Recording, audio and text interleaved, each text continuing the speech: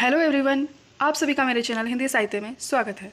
आज मैं आपके सामने क्लास 7th के चैप्टर नंबर 7 अपूर्व अनुभव लेकर आई हूँ, जो एक कहानी है। तो आइए शुरू करते हैं। सभागार में शिविर लगने के 2 दिन बाद तोतो चान के लिए एक बड़ा साहस करने का दिन आया। इस दिन उसे यासुकी चान से मिलना था। इस भेद का पता न तो तोतो चान के माता पिता को था और न ही यासुकी चान के। उसने यासुकी चान को अपने पेड़ पर चढ़ने का न्योता दिया। तोमोए में हर एक बच्चा बाग के एक एक पेड़ को अपने खुद के चढ़ने का पेड़ मानता था। तोतो चान का पेड़ मैदान के बाहरी हिस्से में कुहोन बुत्सु जाने वाली सड़क के पास था। बड़ा सा पेड़ था, उसका चढ़ने जाओ तो पैर फिसल जाते। मतलब उस पेड़ पर यदि चढ़ना चाहते हैं तो वो क्या है, बहुत फिसलना है, बहुत चिकना है पेड़, जिसकी वजह से उस पर चढ़ नहीं पाते, फिर बार बार में फिसल जाते हैं। पर ठीक से चढ़ने पर ज़मीन से कोई 6 फुट की ऊंचाई पर एक द्विशाखा तक पहुंचा जा सकता है। मतलब दूसरी शाखा, द्विशाखा मतलब दूसरी शाखा। बिल्कुल किसी झूले सी आरामदेह जगह थी यह। उस पेड़ के बारे में बताया गया है जहाँ पर वो मतलब चढ़ के गया है, वहाँ बता रहा है कि वो बहुत ही आरामदेह जगह थी। तोतो चान अक्सर खाने की छुट्टी के समय या स्कूल के बाद ऊपर चढ़ी मिलती। वहाँ से वह सामने दूर तक ऊपर आकाश को या नीचे सड़क पर चलते लोगों को देखा करती थी। ऊपर कहाँ पर? उस पेड़ पर चढ़ने के बाद वो वहाँ से देखती थी ऊपर, थोड़ी दूर तो ऊपर आकाश को और फिर नीचे सड़क को देखा करती थी। बच्चे अपने अपने पेड़ को निजी संपत्ति मानते थे। किसी दूसरे के पेड़ पर चढ़ना हो तो उससे पहले पूरी शिष्टता मतलब शिष्टाचार अच्छे से बोलती थी। माफ़ कीजिए, क्या मैं अंदर आ जाऊँ? शिष्टाचार का मतलब क्या होता है? हम किसी का आदर से, किसी का आदर भाव करते हैं ना, उनसे रेस्पेक्ट करते हैं। तो रेस्पेक्ट करके वो उनसे पूछती है, माफ़ कीजिए, क्या मैं अंदर आ जाऊँ? पूछना पड़ता था। यासुकी चान को पोलियो था, मतलब उनके पैर में प्रॉब्लम थी, इसलिए वह न तो किसी पेड़ पर चढ़ पाता और न किसी पेड़ को निजी संपत्ति मानता था। अतः तोतो चान ने उसे अपने पेड़ पर आमंत्रित किया था, पर यह बात उन्होंने किसी से नहीं कही, क्योंकि अगर बड़े सुनते तो जरूर डांटते। घर से निकलते समय तोतो चान ने माँ से कहा कि वह यासुकी चान के घर डेनेन चोफू जा रही है। किसी जगह का नाम है, घर का नाम होगा डेनेन चोफू जा रही है। चूंकि वह झूठ बोल रही थी। कौन झूठ बोल रही थी? तोतो चान। चूंकि वह झूठ बोल रही थी, इसलिए उसने माँ की आंखों में नहीं झांका। वह अपनी नज़रें जूतों के फीतों पर ही गड़ाए रही, मतलब अपनी जूतों की तरफ ही देखती रही। रोकी उसके पीछे पीछे स्टेशन तक आया। जाने से पहले उसे सच बताए बिना तोतो चान से रहा नहीं गया। मैं यासुकी चान को अपने पेड़ पर चढ़ने देने वाली हूँ, उसने बताया। जब तोतो चान स्कूल पहुंची तो रेल पास उसके गले के आसपास हवा में उड़ रहा था। यासुकी चान उससे मैदान में क्यारियों के पास मिला। गर्मी की छुट्टियों के कारण सब सूना पड़ा था। यासुकी चान उससे कुल जमा 1 ही वर्ष पर बड़ा था। मतलब यासुकी चान किससे बड़ा था? तोतो चान से सिर्फ कितने साल बड़ा था? 1 साल ही बड़ा था। पर तोतो चान को वह अपने से बहुत बड़ा लगता था। तोतो चान क्या समझता था कि यासुकी चान बड़ा है, लेकिन बड़ा कौन था? यासुकी चान। जैसे ही यासुकी चान ने तोतो चान को देखा, वह पेड़ घसीटता हुआ उसकी ओर बढ़ा। उसके हाथ अपनी चाल को स्थिर करने के लिए दोनों ओर फैले हुए थे। तोतो चान उत्तेजित थी, मतलब वो बहुत ही खुश थी। वे दोनों आज कुछ ऐसा करने वाले थे जिसका भेद किसी को भी नहीं पता था। और वो भेद क्या है कि वो दोनों पेड़ पर चढ़ना चाहते थे। वह उल्लास में टिटियाकर हंसने लगी। टिटियाकर मतलब जोर से हंसने लगी। यासुकी चान भी हंसने लगा। दोनों जने मिलकर क्या करने लगे? हंसने लगे।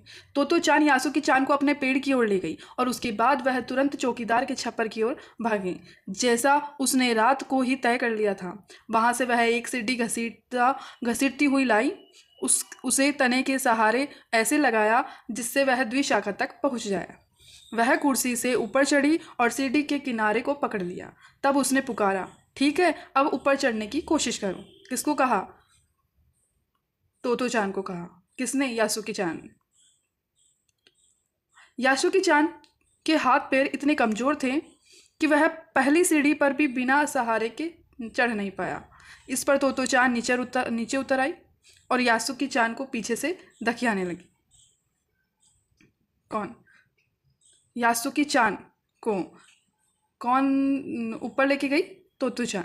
पर तोतो चान थी छोटी और नाजुक सी, इससे अधिक सहायता क्या करती। यासुकी चान ने अपना पैर सीढ़ी पर से हटा लिया और हताशा से सिर झुकाकर खड़ा हो गया। तोतो चान को पहली बार लगा कि काम उतना आसान नहीं है जितना वह सोचे बैठी थी। अब क्या करे वह?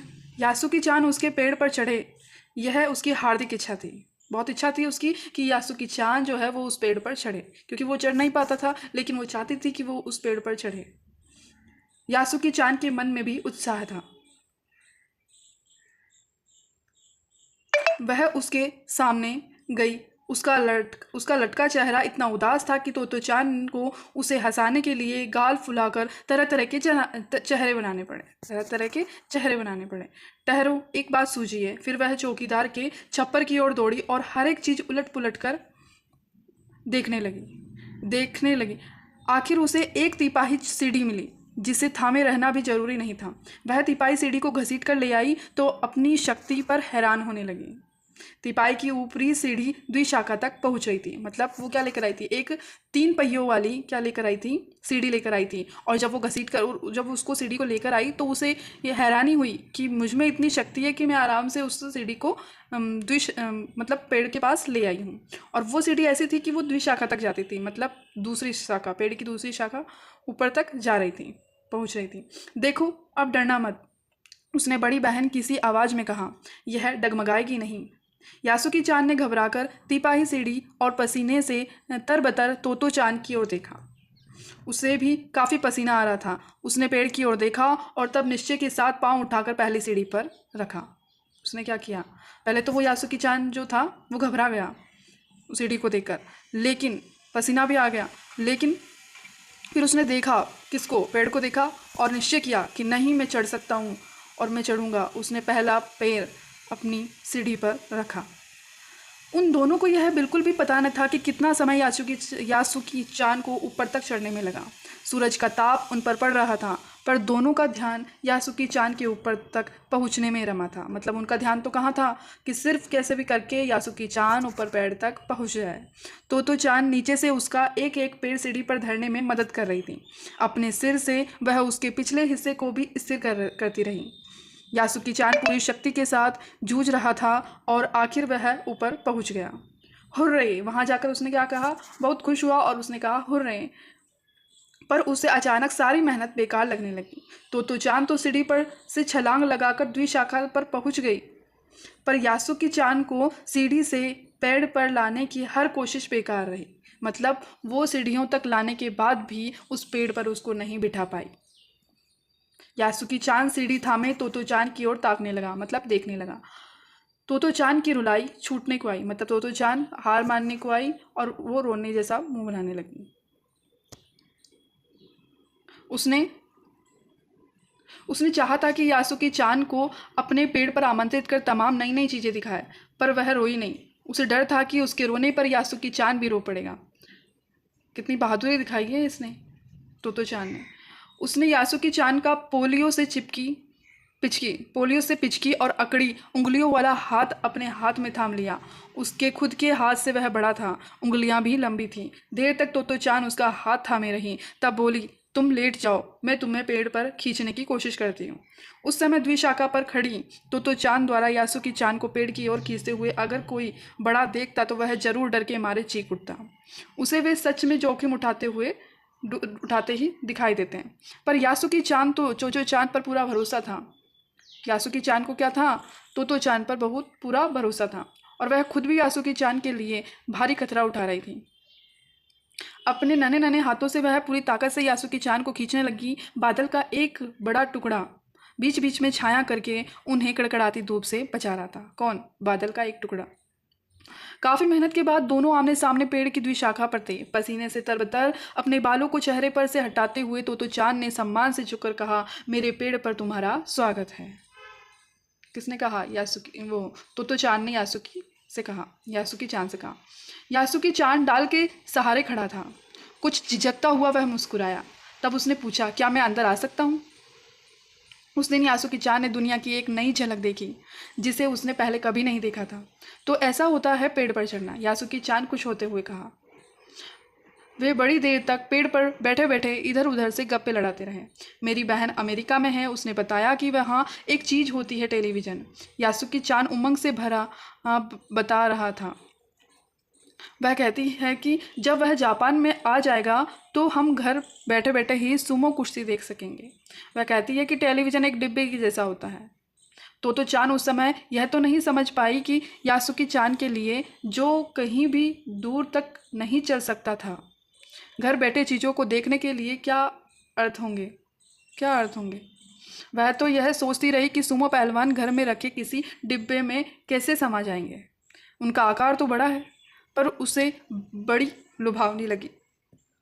उन दिनों टेलीविज़न के बारे में कोई नहीं जानता था। पहले पहले यासुकी चान ने ही तो तोतो चान को उसके बारे में बताया था। पेड़ मानो गीत गा रहे थे और दोनों बेहद खुश थे। यासुकी चान के लिए पेड़ पर चढ़ने का यह पहला और अंतिम मौका था। इस कहानी के लेखक तेत्सुको कुरियानागी थे और इसका अनुवाद किसने किया? पूर्वा याग्ञ कुशवाहा ने किया। धन्यवाद। यदि आपको मेरा ये चैनल, मेरा ये वीडियो अच्छा लगा हो तो प्लीज़ इसे लाइक एंड सब्सक्राइब कीजिए। धन्यवाद।